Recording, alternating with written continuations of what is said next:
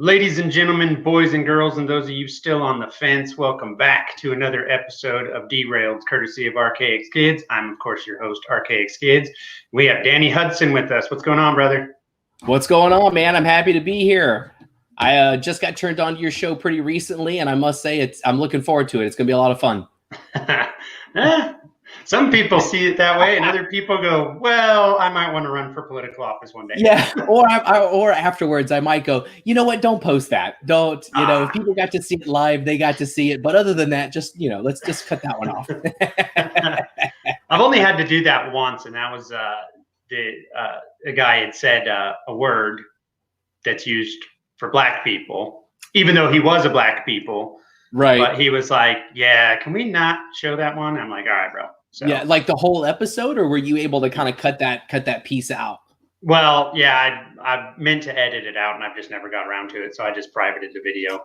Gotcha. I've had a few times where the dog will bark or something like that'll come up, and I'm always like, well, if I cut it, then my face is gonna start here, and then in the next second be over here, and then I realize nobody cares, right? Like. 30 minutes to an hour long. No one is going to go, at 10 minutes and 14 seconds, I could tell you edited something because your head shifted. Like, nobody cares. Well, some people do if they're trying to get under your skin. That's true. That is I've true. recorded like 2 episodes that were just recorded and then posted later. Yeah. And both times, like, people are like, what'd you edit out? Blah, blah, blah, whatever. And so I was like, you know what? I'm just going to do it all live. I don't care. Yeah, right. There you go. No, my fear of doing my show live would be is that I would go to do it live, and then no one would actually be in there, and then I'm like, well, why am I doing this live? No one's here listening live. Well, that does happen like a lot of times, especially like these ones that are earlier in the day or whatever. Yeah. Yeah. But you still get the views later on, and people comment right. and stuff like that. And mine ends up being so inconsistent as far as being able to record anyway. Doing it live would just be all over the place. I mean, to your point, right? It's, early interviews, later interviews, whatever it might be. Mine is more along the lines of when is the family out of the house, and so that's usually when, or when I can get my notes and stuff kind of in order. I used to try to do it on Tuesdays, and now it's shifted more to Wednesdays as the weeks filling up and trying to launch a new business and that kind of thing. And I just don't have the cadence that I used to as far as being able to kind of prepare. But, one of the good news of doing kind of like an economic/finance show is that with everything that's going on in the federal government, there's no shortage of material, right? Like, no. I mean, I have like a backlog of things that I would like to do shows and stuff like that on. So the material's there. It's just actually being able to sit down and kind of put it together. So. Right. That's one of the best things about like the way I do my show is it doesn't really matter because there's always something going on and there's no show notes, Yeah, absolutely. Well, mine tends to be more data, right? Like I try to compile the data and stuff like that together. That way, because to your point, we were talking about earlier, right? People will come in afterwards and they'll go, no, it wasn't 4.2%, it was 3.7%. Your time frame was off, or whatever. Yeah, exactly. Speaking of, we didn't even do this. Why don't you tell people who you are and what your business is? Sure. So I'm Danny Hudson. I actually host the Finance Essentials podcast. And the goal of my podcast is I do a lot of analyzing at a high level in terms of large economic business conditions. The latest episode that I did that I'll try to have up today is actually around the April jobs number, right? And so the discussion currently is that the federal government is basically saying, well, private entities aren't hiring as much as we thought that they would, and that's just showing how important it is to print trillions of dollars to give to people, where in actuality, it's very likely that because a lot of these people who are working entry-level jobs and things along those lines are getting these enhanced unemployment benefits, and it doesn't make sense for them financially to go back and work for less money, right? And so my goal of my show is to be able to take that type of material, interpret it, break it down, and explain it to people who might not necessarily be super aware of that type of thing, that type of activity, and break it down to help people understand what it means to a normal person, right? Because when we're talking about trillions of dollars, and no one knows what $1 trillion looks like, right? No, But no. they do know what $10 an hour versus $15 an hour looks like, or they do understand what $250 a week of unemployment benefits and $600 a week of unemployment benefits, that type of thing. So I try to interpret that, break it down, and say, hey, this is what they're trying to tell you that they're doing and what it means. This is what it really means. Right. In a way that people can understand. Yeah, and one thing I wanted to point out, I actually did the math on it just recently, and with the extra $300 a week from the federal unemployment enhancement, as well as the state unemployment levels at what they cover, the average person right now is making about $16 an hour to sit at home. So these people say, well, they need to raise their wages at these places to, living wage, which is a completely made up nonsense term. But they'll say, they need to pay $15 an hour. And I'm like, they're still not going to work there. They would take a pay cut. You know what I mean? Absolutely. And to that point, or you go work at a shitty job, right? Where customers treat you like crap and you hate your manager and all of that kind of thing. I mean, if the choices were $16 an hour of unemployment, or like, I don't know, $20, I still would take the $16, because you don't have to deal with that nonsense. Because you even look at it from that perspective and say you had a business and you're like, well, it's my only option is to increase my labor, to $20 an hour per or whatever, which also most people don't understand. It doesn't actually cost the employer $20 an hour to pay you $20 an hour. It costs them much more than that. Yeah. But if you do that, then these people making 16 to sit at home are going to go, I'm not working for $4 an hour. That's how their brain's going to do that math.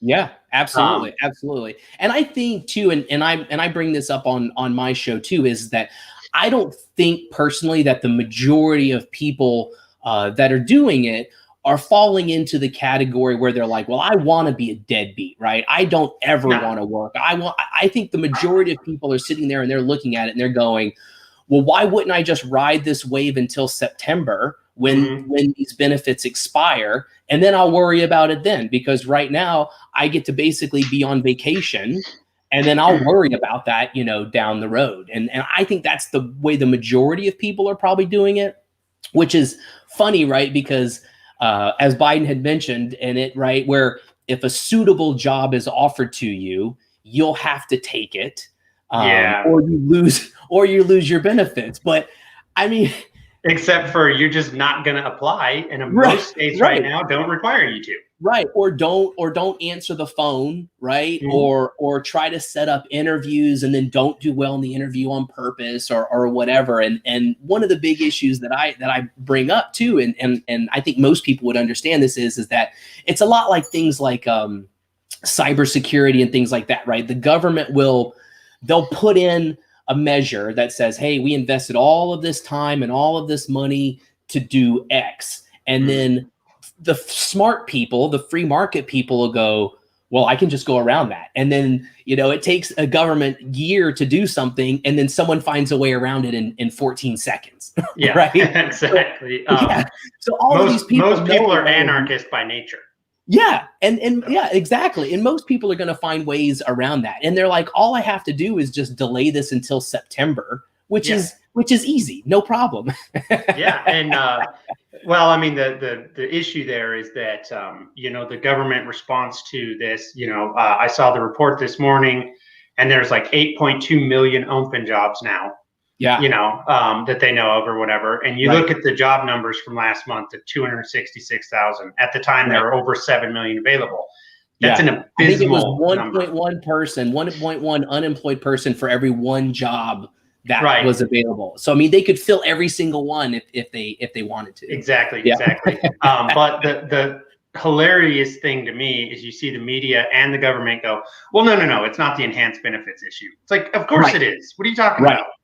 It's a very moronic situation we're in.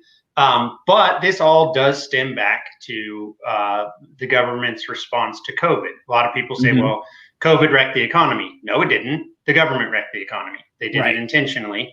And then I believe it was Thomas Massey that was like March or April of last year or whatever, said, if you pay people $600 extra a week not to work, they're not going to work. Like, so, you know, one of the ways I look at it is we've done this fun little experiment in UBI now for a year. It doesn't work.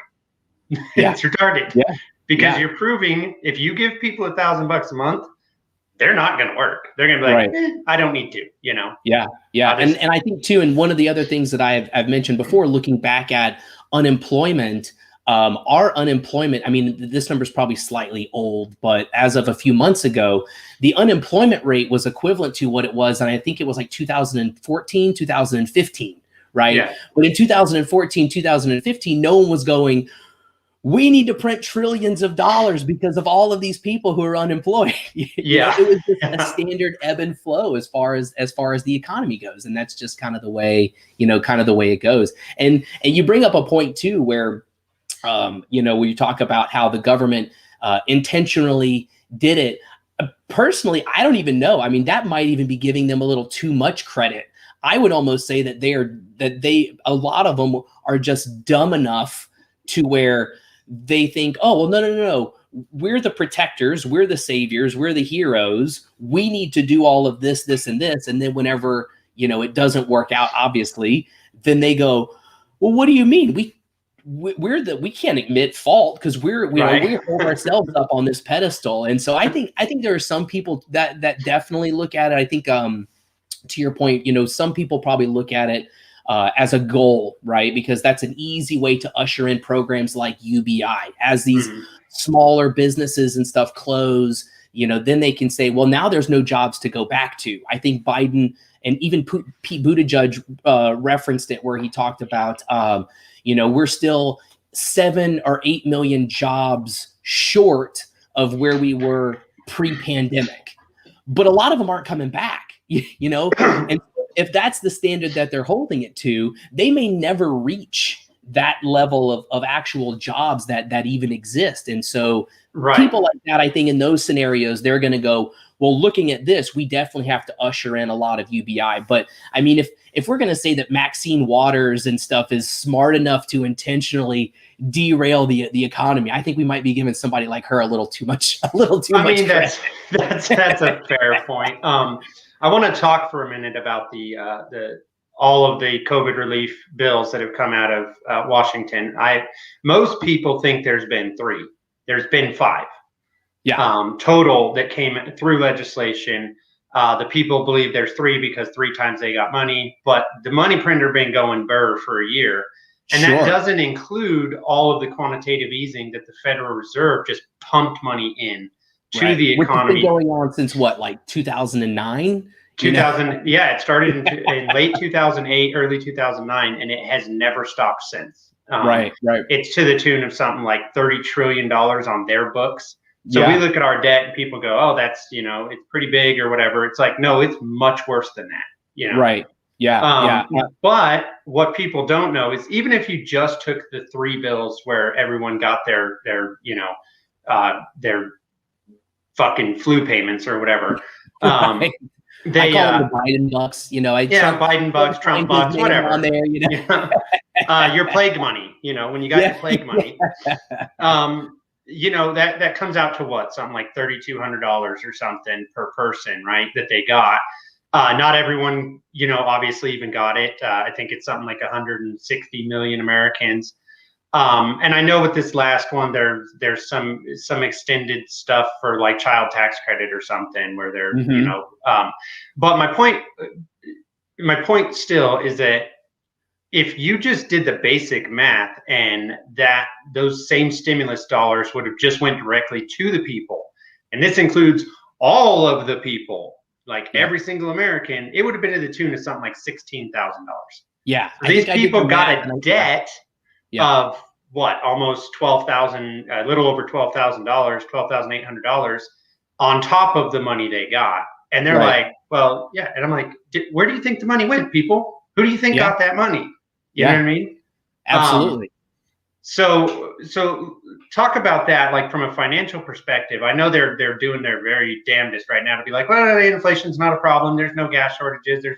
When we all know that's an absolute lie.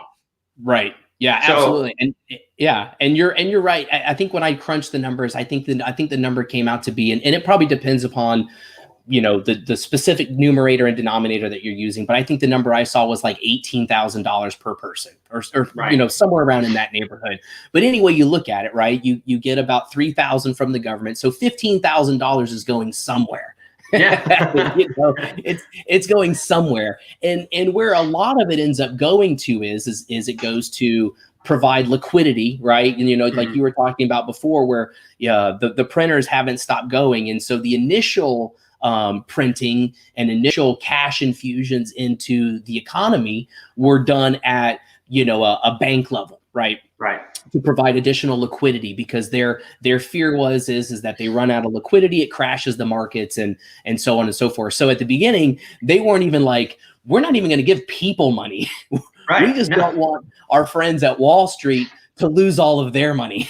Yeah. So we're going to give them money, and it puts us as Americans, I think, at a slight advantage, because the demand for the dollar universally as the current reserve currency, and that kind of thing. So it provides a bit of cushion to where we don't see a lot of the resulting ramifications of that type of action, right? Because if somebody, and I'll make up a country, but like if somebody like Italy, right? Well, I guess Italy wouldn't work because they're on the euro, but we'll say Mexico, right? If Mexico was to print the peso at that rate, the peso would collapse, because the demand for pesos isn't the same as it is for the US dollar. And so what you end up happening is you have people who are probably like us, who for a long time has probably been like, guys, we need to be worrying about inflation. But the feds are like, well, we'll redefine inflation here and there, and we'll remove this and we'll take this out. And so look, it's only 2%.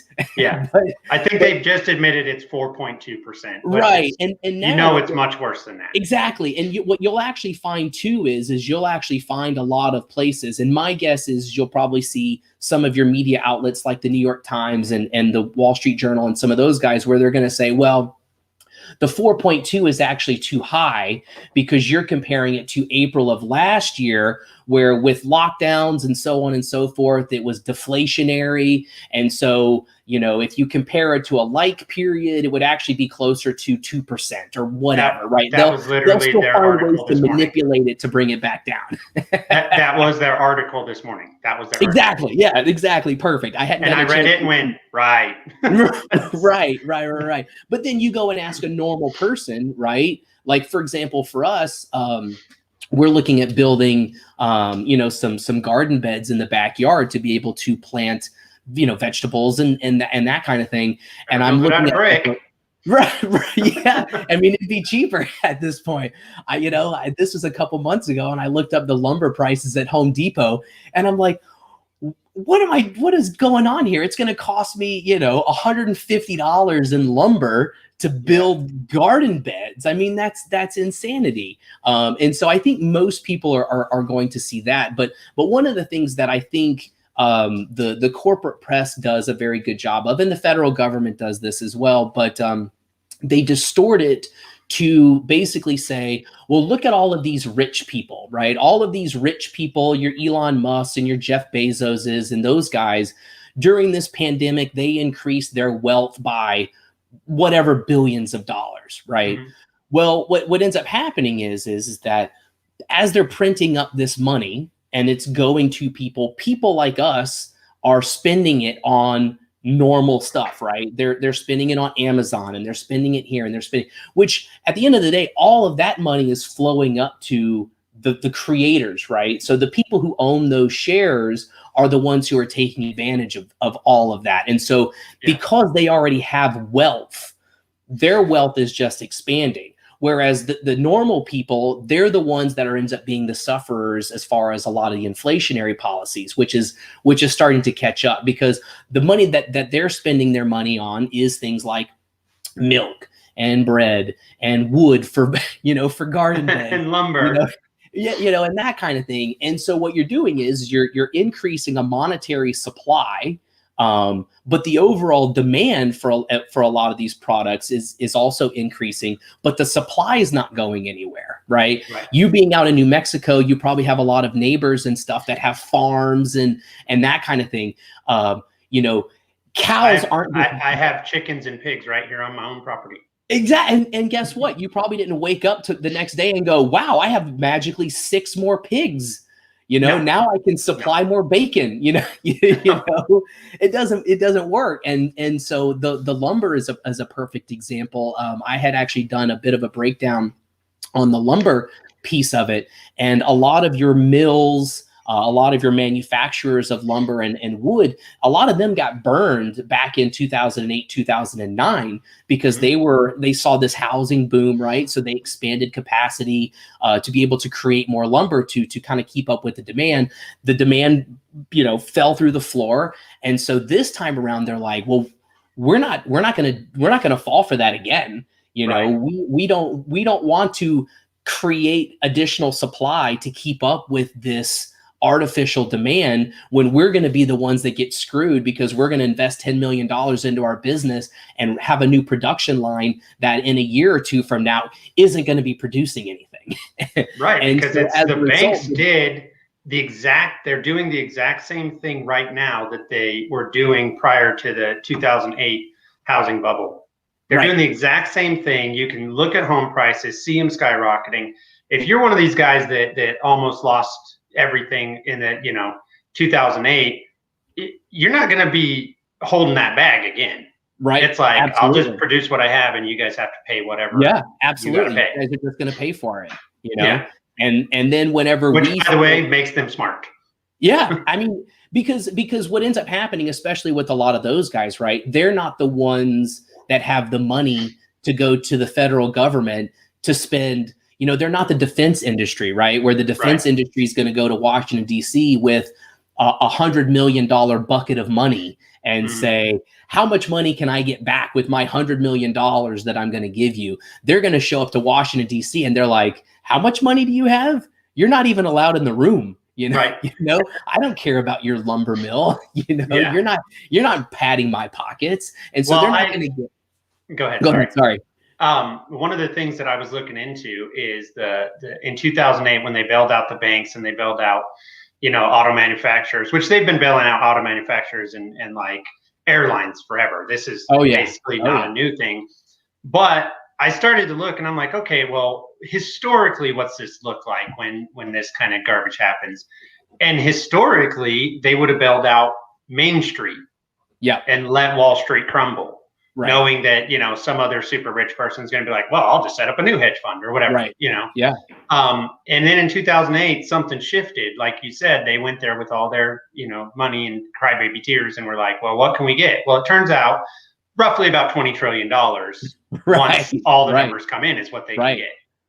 And, so pointing to the inflationary situation, you were discussing how the government and the media manipulates the numbers. One of the things that I've noticed that they do is they'll say, okay, say this phone's $1,000, right? So you bought this phone 2 years ago for $1,000. And then you go, well, there's a new model. I want to go get this new phone. My 2-year contract's up or whatever. Well, the new phone is $1,000, but they'll say, but that phone's 2 times faster. So it's actually half the price. Right.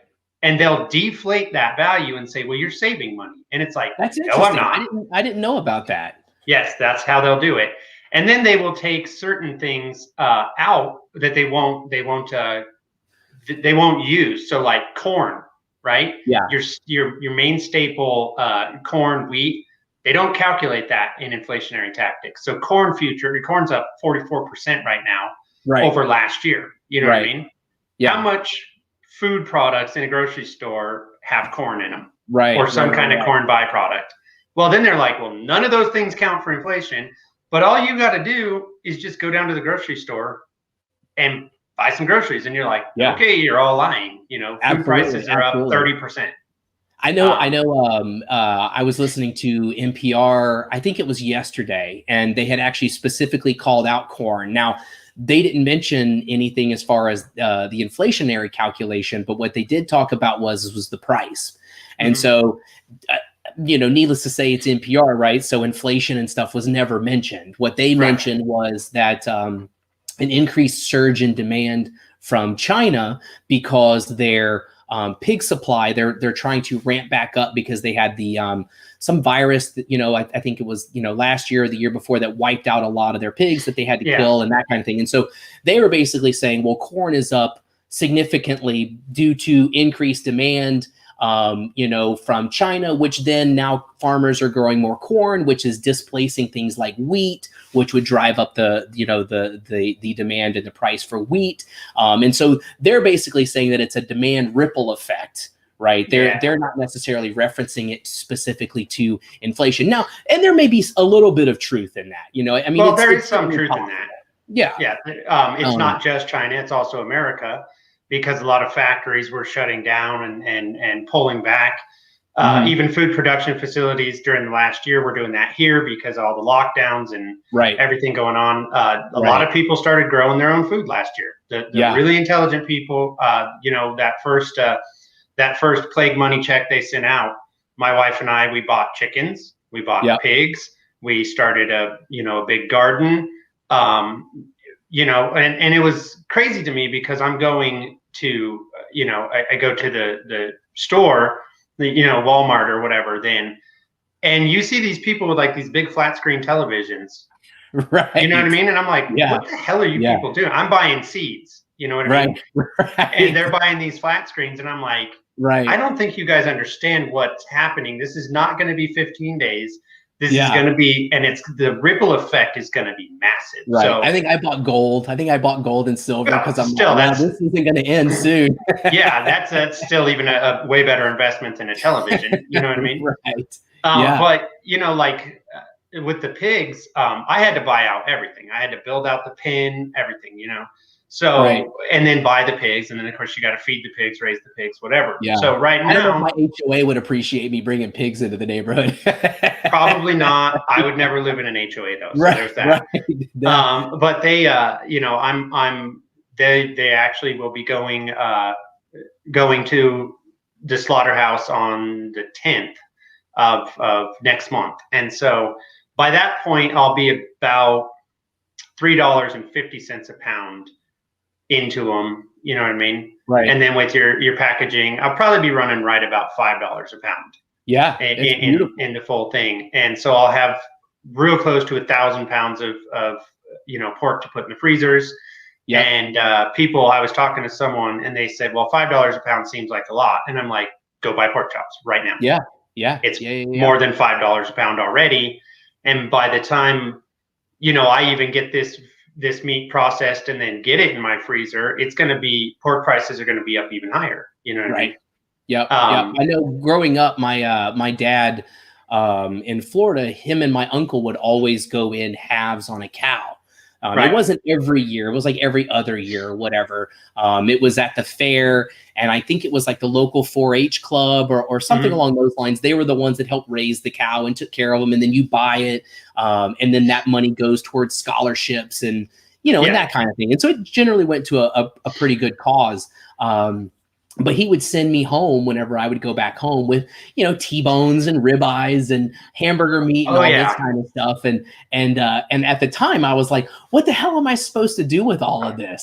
And now when you get older and you go to the store to buy some steaks and you're like, Jesus Christ, what? Yeah. Why? I need to just buy the whole cow. I mean, it's honestly, if you live in an area where you can make a deal with someone that raises them to buy a half beef or something, it's a lot of money up front. I understand that, but you're going to save a lot of money. And the quality, right? I mean, you're going to get the quality out of it that you want. My mom has a farm that's in Georgia, and so she hasn't ever gone to your extent, but they have had a cow, right? They'll keep a cow and then they'll raise it and then they'll slaughter it and then they'll have the meat, and that kind of thing. And so that's one of those where I told her, I'm like, you let me know next time you're planning on going that route, because I will I'll contribute. I'll chip in. We'll get a storage freezer, and then whenever it's ready to go, I'll just come home with a with a truck full of meat. Oh yeah, absolutely, man. Of course, my wife is going to be like, well, I don't want to go and pet the cow or whatever, because then I'm going to feel bad and all that kind of stuff. And I'm sitting there going, I want a ribeye, and I don't want to pay $20 a pound, for a ribeye. Mother's Day, we had steak, and I can't remember exactly, but I think it was something like 18, 19 bucks a pound. Mm-hmm. And I'm like, this is insane. It's just insanity. And it's, what most people don't understand, or I don't think that they fully grasp it, is that when food is the first thing that's going to inflate on you. It's going to get more expensive, especially when gas prices go up, which they're on the rise. Yep. And that's, automatically going to increase the cost of all goods, but especially food, since it's the number one thing trucked around the country is food. Right. Yep.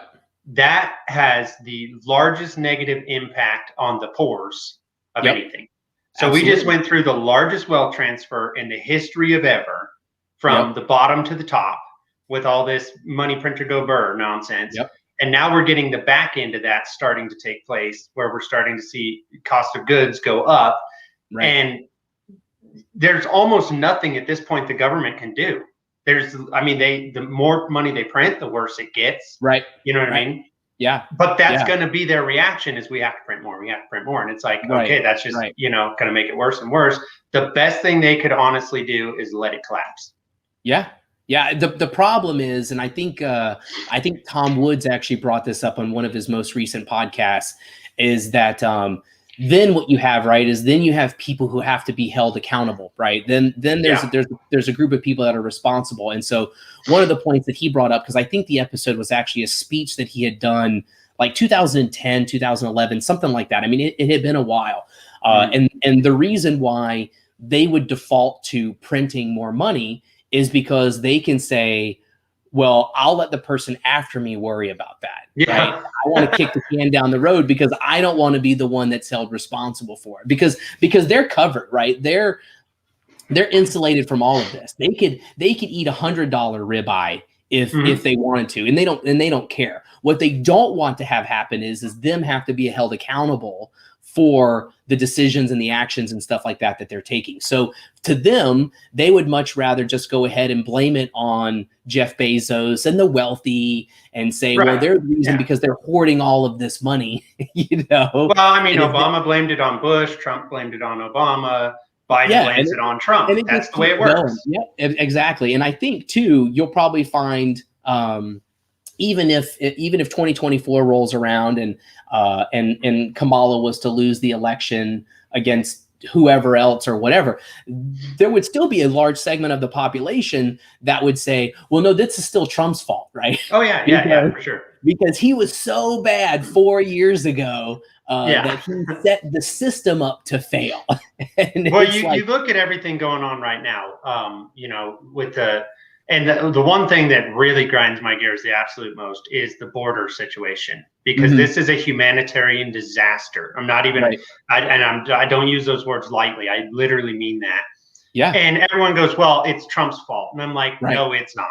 It is not Trump's fault. This is 100% Biden and the actions that he took when he rescinded the stay in Mexico policy. Those people flooded. He knew they were going to flood. Right. Anyone with a brain knew that was going to happen. I think he even said it, right? I mean, he said at one point, sir, I believe he said, "Come on!" Like, he did. Come on, he did, and he basically made it more than clear. If you have a child, that's going to make it better. So, human trafficking, that's not an issue. Don't worry about that. Yeah, exactly. But then what's he do? He grabs all these people and locks them all up, and I'm like. And you get a bunch of people on the other side saying, well, it was Trump's policies that caused this. It's like, no, because that shit wasn't happening with Trump. Right. I mean, it did there in the beginning, and then they got it under control with some the stay in Mexico policies, things like that, right? Yeah. And it's like, look, you cannot have a welfare state and an open border. I don't care how libertarian someone is. That's just a fact of nature. Yeah. As we've learned, you can't have it closed a border and a welfare state. We're learning that right now because it still backfires. And I think too, one of the other things, and I know Scott Horton brings this up quite a bit. Obviously, he doesn't reference Central and South America and stuff nearly as much as he does the Middle East. But one of the other things that you also can't have is you also can't have the U.S. interfering in policies of other countries, also leading to destabilization of some of these countries. And so you get people who are interfering in Honduras and in Guatemala and in these countries that is also helping to destabilize it. Because my guess is that most of the people that are coming here, and you may agree, and some libertarians may disagree, but my guess is that most of the people who are coming up here would rather not travel all of that way. They would probably rather stay where they are, but the conditions there are bad enough. And they're like, well, we know if we go up there, that we'll be let in and all of this kind of thing. And so rather than people here in the US pointing to somebody, because I think Biden has essentially been destabilizing Central America, I mean, for 30 or 40 years. Yeah, and so, I mean, these problems go way, way, way back. And so I think that if we would have acknowledged that and just go, hey, you know what, we're done doing this, we're done doing that. I mean, just allowing countries to to restabilize themselves. I think even something like that would potentially help. And another thing too, I think you also get people that are coming and claiming asylum, which technically asylum, like has happened a lot recently, is redefined, right? You get people that are seeking and claiming asylum because of like gang violence or escalated violence or stuff, and you look back at kind of what the definition of asylum is, and you're like, I don't think this works. Like I don't think what you're trying to escape from actually classifies as asylum. And it's not like somebody from Cuba, who's escaping political persecution or whatever. Right. To your point there, that when and I do agree with you, it's especially the DEA causes a whole bunch of mess in South America for sure. Oh, absolutely. If you look at Colombia in the 80s and early 90s was an absolute disaster zone. And when the Colombian government decided that this war on drugs coming from the United States was harming them, and they decided, we're no longer going to cooperate with your DEA anymore. We're not going to be doing this. We're not going to be lighting cocoa fields on fire of these small, poor or farmers or whatever. Sure. This is a you problem on your end. You're not bringing your fight to our borders anymore. Right. Colombia stabilized almost immediately. Yeah. Yeah. And the violence level went way down. Do they still, sell a lot of cocoa to the cartels? Absolutely. Yeah. Right. But this is just a business thing to them. The farmer's not forced to do it. They're just the ones that pay the most money, and then they assume all the risk of trying to get it into America. But Colombia made the right choice in that decision when they said, look, they're not selling the cocaine here. They're selling it in America. That's a you problem. You figure it out on your end. We're done with this game. Colombia stabilized in like 6 months. And which is who's not running up to America from Central America? Colombians. I wonder why that is. Right. You know what I mean? Right. Yeah. And to your point too, I mean, even if we look at the impacts of the drug war, right? If you were able to clean up the drug war and acknowledge the fact that it's a total loss and we've invested trillions of dollars in this total loss, not only would you be able to allow Colombia to stabilize, which it has, but you'd also solve a lot of problems here by saying, hey, look, this is the way it's going to work, right? Here's the supply chains, here's all of this, and actually be able to help, as far as how that supply chain and stuff like that, actually works all the way through. Because we're seeing massive situations right now in the US as far as drugs go, not even just incarceration rates, but fentanyl deaths, overdose deaths, all that kind of stuff. And so now, to your point, Colombia is kind of stabilized and they're like, hey, this isn't our problem. This is a you problem. Here in the US, we're sitting here going, what problem? We're just going to lock all these people up in cages and throw billions and billions more dollars at this drug war every year. Who cares? Well, and we're going to completely ignore the fact that it's a whole bunch of pain medication that sends most people down the road Right. shooting heroin into their arm that's now laced with fentanyl because it's cheaper because of the damn drug war, which then kills the person. Thank you, government. Your prohibition has killed how many people globally? Right. It's got to be 1 billion at this point. And like, and I know it's kind of a side topic, but it was one of the things that I find that people tend to bring up a lot related to the NRA, which I think most people in the liberty movement, liberty group, are not necessarily fans of the NRA. That's because they're useless. Right, exactly. But a lot of people will reference to the NRA and their lobbying power, right? They say, well, they own half of the government and so on and so forth. But when you compare lobbying from the NRA to like your big pharma, your insurance companies, your defense or Raytheon, Honeywell, it's nothing. Like the NRA is nothing. And so when you're talking about these big pharma companies, I mean, take a look at Pfizer right now. I mean, they, so far, at least it seems like they have been the most open regarding their COVID vaccinations and how much money they're actually making. I haven't seen Johnson & Johnson or Moderna come out with any specific numbers. But Pfizer is anticipating like $21 billion in revenue in 2021 for their vaccination. And if you look back at their 2020 numbers, their top selling drug was like $8 billion, something along those lines. And it was probably a shitty drug anyway. Well, a lot of that comes down to the government is the customer. Exactly. They may be trying to get the population to take the Fauci ouchie, but the government is the actual customer. So the price automatically increases. Oh, absolutely. Absolutely. Because everybody has their hand in the pot, right?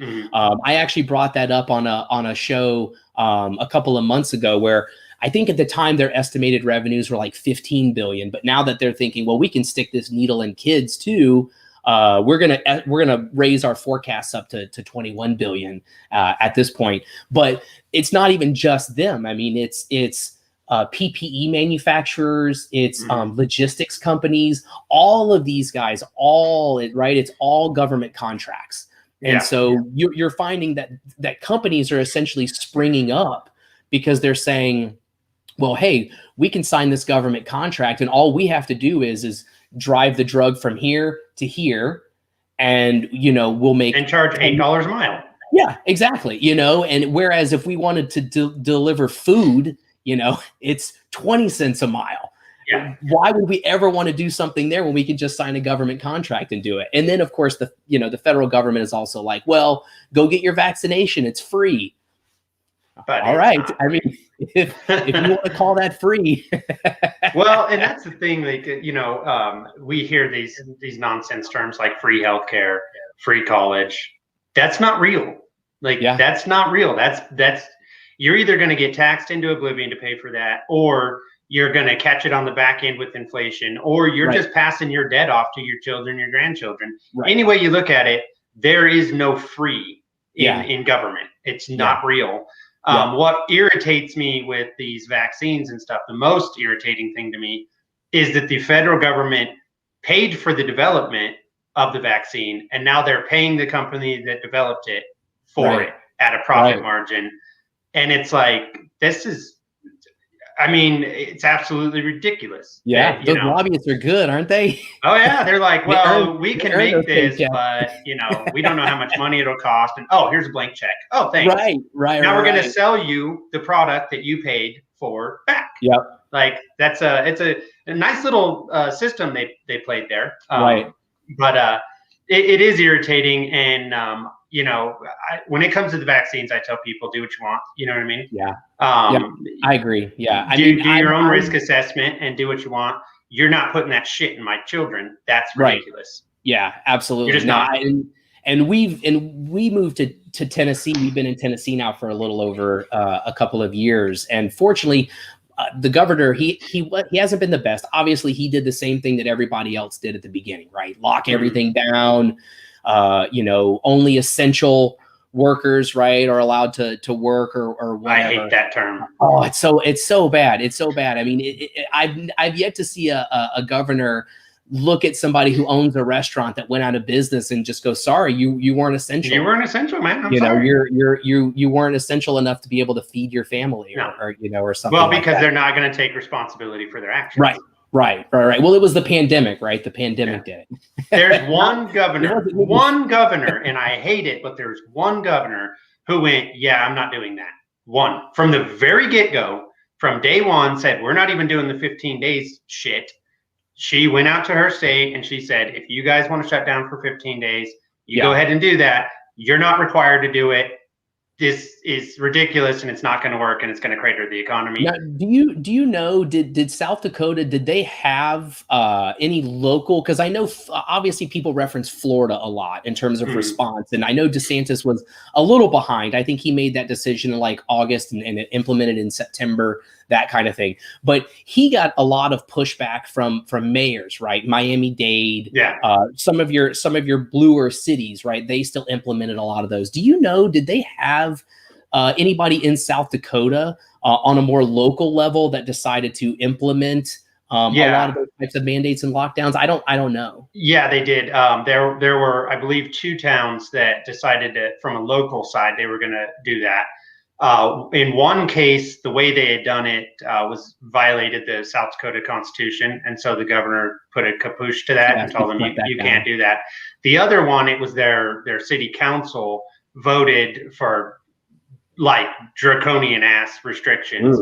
And so the people recalled them all and threw them out of office. Like they were like, no, we're not doing that. You know? Right. So it really never worked. I mean, there were some things that people just did, you know, that were, they were suggestions from mayors, like wear a mask, whatever, you know what I mean? Sure. And so they did. I mean, the thing about this entire situation is if they would have been honest from the jump, right?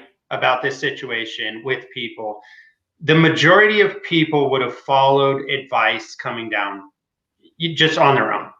But when you're so tipsy turvy, you don't know, you know, wear a mask, don't wear a mask, wear 15 masks, fucking whatever, you know what I mean?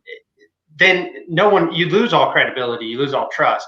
And so that put the government in this position where now they feel like they have to force these things. And it's like, you caused this problem. And to this day, they still have the same problem.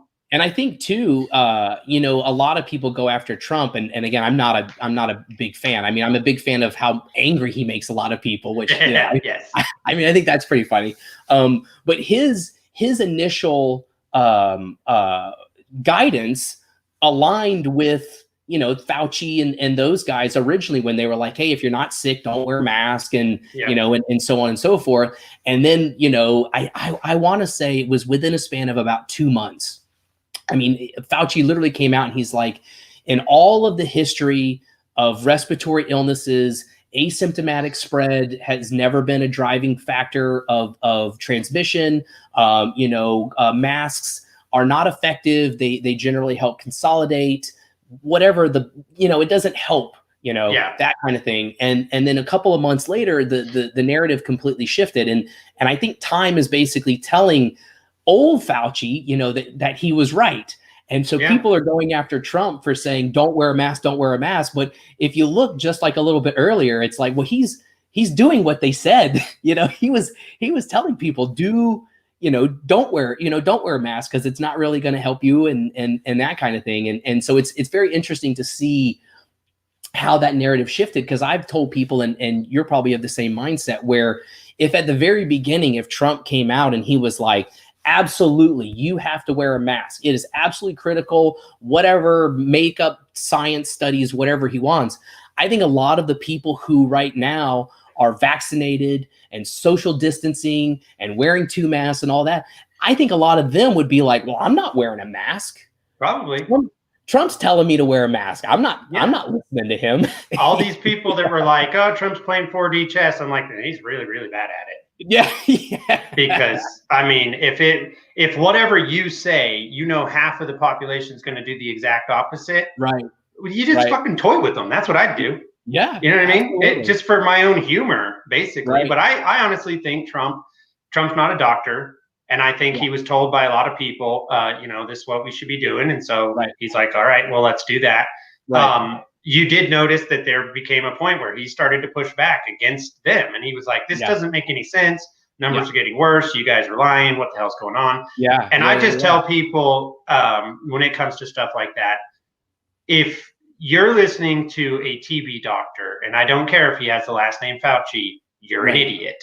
You need to go to an actual doctor that sees actual patients and not just looks at data or numbers or whatever, and then goes on TV 500,000 times a day, and go talk to them and go, okay, what they know your entire situation physically with your body, whatever. They're going to be able to give you the absolute best advice. That's what you should always do. Don't ever listen to TB doctors. That's moronic. Especially at the beginning, right? Because at the beginning, no one really kind of had any idea of what was going on. I know for me, with a finance background, everything to me is numbers and data and that kind of thing. And so once like the end of summer rolled around, you kind of start scratching your head and you're going, well, different states are trying different things.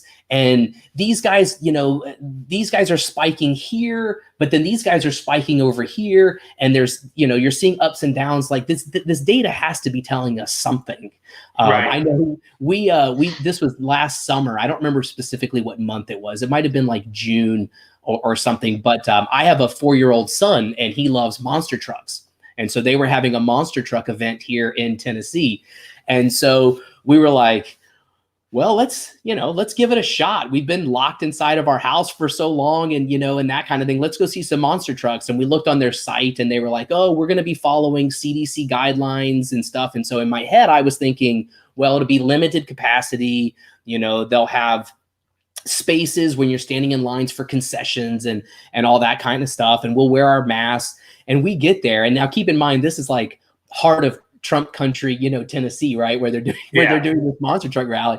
And you show up and there's thousands of people. And there were maybe 150, 200 people wearing masks. Everyone's sitting right next to each other, that kind of thing. And we're sitting there and we were kind of worried, because we're sitting there going, we don't really know what's going on. And so we found a spot that was kind of isolated where we could sit at and everything along those lines. And we were making jokes about it. And of course, nothing happened, and so here we are, it must have been 4 or 5 months later before I really was like, all right, a lot of this is really nonsensical. I looked back and I was like, man, those hillbillies at the monster truck rally, they were, it was probably for the wrong reason. It was probably more of a political thing, right? That they were probably doing it, but they had it right. These guys were like, fuck wearing that mask. I'm not wearing that shit, and I look back and I'm like, man, they nailed it. It's insane to me. There's, like you said, we've essentially America, and by design, has 50 countries, and they all operate. They do their own kind of thing. There is this umbrella that's supposed to protect your constitutional rights from that other government, but they don't. Florida, I remember that was their focus forever. Florida's going to kill everybody, blah, blah, blah. But it wasn't happening. And they go, well, then some douche asshole guy show up to the beach dressed like the Grim Reaper, right? Like scaring people. But that's going on. And these people are like, oh, well, we're going to see these spikes. We're going to see it. And it didn't come and it didn't come. And then they go, well, DeSantis is messing with the data. And I'm like, there are Democrats there that run cities. They would tell the tale. You know what I mean? Yeah. So the data's accurate, obviously, or they'd be screaming at the top of their lungs, and you'd all be there because you're bloodthirsty little animals to talk about it. I think too, even his Surgeon General, and I might be getting the title wrong, but the Florida Surgeon General, whoever, actually ended up leaving. And when he was leaving, he was a Democrat. He was part of the Democratic Party, and he basically said, "Look, the data's good. The data's clean. It's in line with whatever, they're not throwing bodies in the Everglades and letting the alligators eat them. It's it's not happening." But nobody cared, right? No, they didn't care. And then when obviously they didn't, because if they did, they would have looked at that and went, well, maybe we're doing something wrong in our state. Maybe we should talk to this Gollin. Find out what's going on. Right. And apparently that's what Abbott did down in Texas, is he called DeSantis and he goes, what, maybe you have some information I don't have over here or whatever. And so they shared information, and then Abbott went, yeah, okay, well, we're going to do that. Then we're going to drop all this nonsense. Yeah. And it was instantaneous. Like, oh, they're going to kill everyone. It's weeks. We're going to have a massive spike. Yep. And it's like a month later, people are tweeting this funny shit. Like, how's everyone in Texas? Are they all dead yet? What's going on? Yeah. You know what I mean? Yeah, absolutely. And it's funny too, is because I think the underlying theme, even going all the way back to what we were originally talking about, with the printing and everything, is the fact that no one wants to be held accountable, right? And so the underlying message, I think, what's going to happen, because I think even Gavin Newsom in California has announced removal of mandates and some of that kind of stuff. That's just because he doesn't want to get recalled. Yeah, I mean, he's throwing money at people, so he doesn't get recalled. But I think what's going to happen is that the narrative will switch from, well, we weren't wrong, we just didn't know. And so we wanted to err on the side of caution because we didn't want people to die. We're sorry that your business closed or whatever, but we were working with the best information that we had at the time, blah, blah, blah, blah, blah. And it's not our fault because we just wanted to be better safe than sorry. And that's right. I mean, that'll be the narrative. That's going to be their narrative for sure. They're not going to go, well, oops, our bad. We crashed the entire economy. We run 30 years of your life and maybe your parents' life. Maybe they started that restaurant. Kids, right? I mean, kids that haven't been in school, and that kind of thing. I mean, it's brutal. What is kind of funny is watching the Republicans shift on their view of public school. Now, apparently, they're all for it. Oh, well. I will say, I mean, obviously, I'm a big advocate for completely dismantling the public school system and all of that. Sure. I would say my view on the value of at least quote unquote school has shifted a lot over the last, I would say, probably year and a half, maybe 2 years, to where I don't think the public school system is good at all, like completely dismantling. No. But I have now been convinced more so about the fact that I think that there is value in at least in-person learning. And the socialization act. I mean, because I was of the mindset probably 2 or 3 years ago where I was like, I think it's going to shift a lot more online, where kids are going to be learning online because, it saves on costs. You have good teachers, right? You get rid of all these shitty teachers who don't care, and then you only have good teachers and stuff like that. But as I've been seeing kind of how this has impacted kids, I don't think that would be the solution anymore. I think probably a better solution would be more like at least pods, or neighborhood learning or something like that, where the just go with what Corey DeAngelis is trying to get done, which is just have the money follow the student, and then you can spend that money where you please. If you have a great public school, they get the money. If it's a private school, they get the money. Charter school, whatever the case may be, whatever the system might be. And of course, the unions are flipping out, and and then they say, well, you're going to take money from public schools. Right. Why would it take money from you if you're doing a great job? People will want their children. Yeah. I mean, if you're the best product, people are going to spend money, with your product. And he makes a very good analogy. He goes, we don't do that with food stamps. You don't have to go to a government store. Or I think even the perfect example is even within education, right? You're not mandated. Your preschool is not mandated based off of where you live. Your college is not mandated based off of where you live. And we support that, right? We support those systems. But somehow, for some reason, between kindergarten and 12th grade, it is absolutely mandatory that you go to this one specific school that is assigned to you because of where you live. And what's really irritating is if you can afford to get your kids into private school, you're still paying for the public school. Right. Yeah. It's not like you get that money back and are able to supplement what your cost is. You know what I mean? Right. I think if you could pull that off, there would be private schools, there'd be pods, there'd be some teacher out there that's a great teacher that would go around and go, well, I can teach 12 kids and I can charge these parents $5,000 a child. Right. And, all of a sudden her house becomes a school. She teaches these 12 children. She makes way more money a year. Right. Right. And you save money, which is always we've considered it. So my wife is actually finishing up grad school to be an elementary education teacher. Nice. And so we live in, poor thing. Hopefully she's private. Well, I'm also thinking too, how do we profit off of that? Let's bring some other kids into our homeschool circle. But we live in one of the, I mean, we're not affluent, but we live in one of the wealthier areas, one of the best school districts in the country in Tennessee. And there is a demand that's there for that. And we've even looked at where even if she was to rent a space at a local church or something and actually hold classes and stuff there, and we broke it down again, finance brain over here. I'm like, I want to see the money. I want to see the numbers. And she could actually get to the point where by charging less than what the public school system actually gets per pupil, not only would she be able to have a small class size, which is what most people want, right? They want the small class sizes. Well, they want that individual attention. Exactly. But she could even hire an assistant who actually would make about as much as what a regular entry level, teacher would make in the public school system. And so you essentially have a teacher who is making, quite a bit more money, small class sizes, individual attention, because the relationship with the parents would be there. And she could hire an assistant who would basically help do a lot of the stuff, right? Where job creator.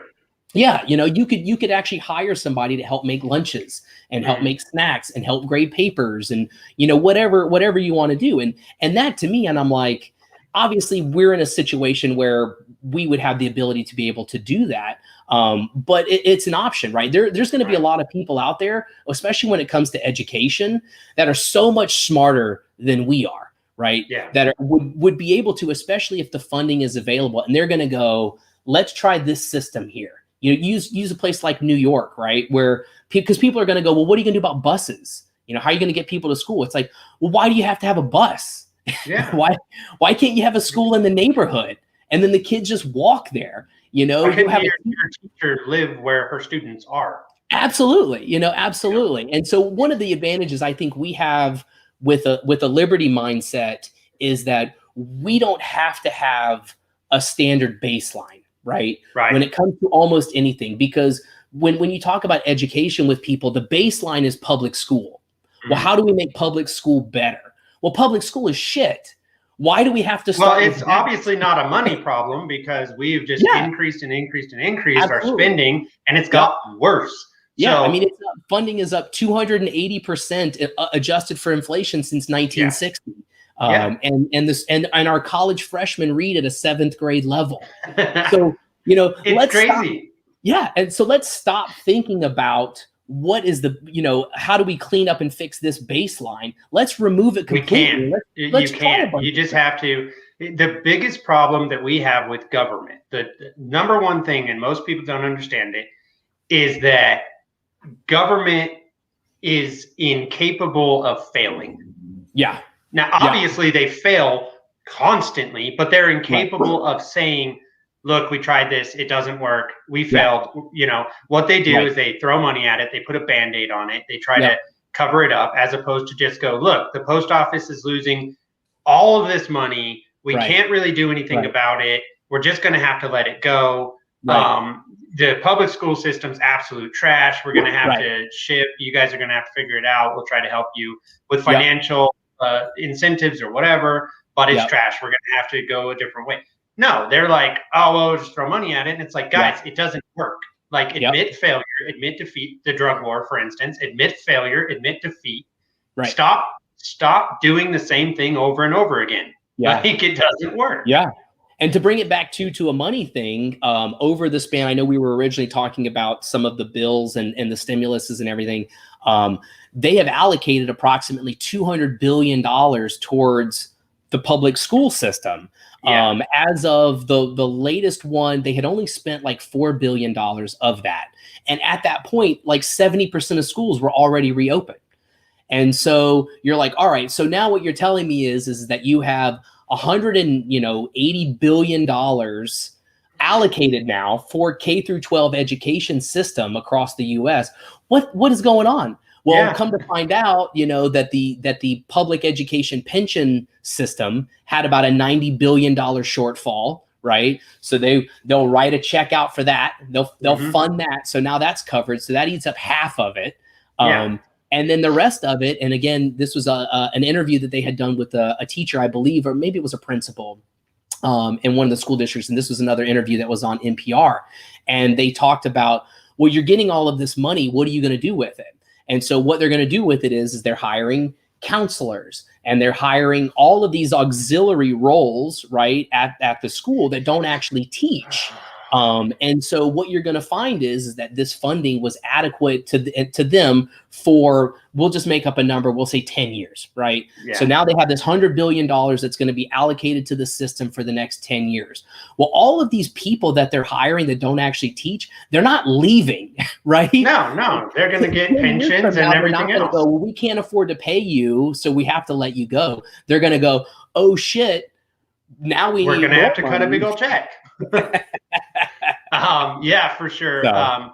And then, it's not just the education system. One of the things that I just saw recently was Gavin Newsom wants to pass out stimulus checks, from the state coffers. And it's like, well, they have a $32 billion surplus or whatever. And people are like, how the hell do they have a surplus? And it's the federal government wrote them a big fat check. Right. They had a surplus before they got federal bailout money. Exactly. And they had a surplus because of their capital gains tax and stuff like that. And so essentially the Silicon Valley millionaires and billionaires who own these companies that went public have basically funded the entire state budget for California. And so when we're seeing the markets reach all of these new all-time highs, and they're collecting money off of that. And so, they're going to go, well, you have all this money. It's so great. We're just going to give it all out. I mean, it doesn't even take, a crash.